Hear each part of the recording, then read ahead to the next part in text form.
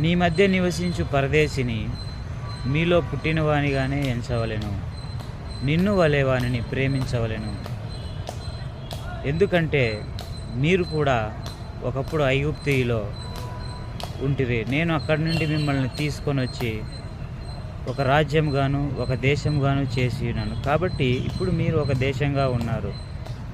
కాబట్టి ఎవరైనా మిమ్మల్ని ఆశ్రయించి మీ దేశంలో పరదేశులుగా నివసించినట్లయితే, వేరే దేశం నుండి వాళ్ళు మీ దేశంలోకి వచ్చినట్లయితే వాళ్ళని మీలో పుట్టినవానిగానే, మీ తమ్మునిగానో మీ అన్నగానో వాళ్ళని చూడాలి. అంతేగాని వాళ్ళని బాధ పెట్టడమో, వాళ్ళని హింసించడమో, లేకుంటే తక్కువగా చూడడమో చేయకూడదు. ఎందుకంటే మీరు కూడా ఒకప్పుడు పరదేశులుగా ఉంటారన్నది గుర్తుపెట్టుకోండి. ఎందుకంటే నేను మీ దేవుడైన యెహోవాను, నేను ఇవన్నీ చూస్తూ ఊరుకోను అనేసి దేవుడు చెబుతూ ఉన్నాడు.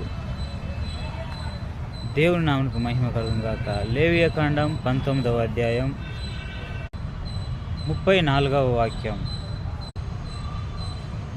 కాబట్టి మనకు సంబంధం లేని వారిని కూడా మన నీడని వెతికి వస్తే వాళ్ళకి సహాయం చేయాలి, మనలాగే చూసుకోవాలని దేవుడు చెప్తూ ఉన్నాడు.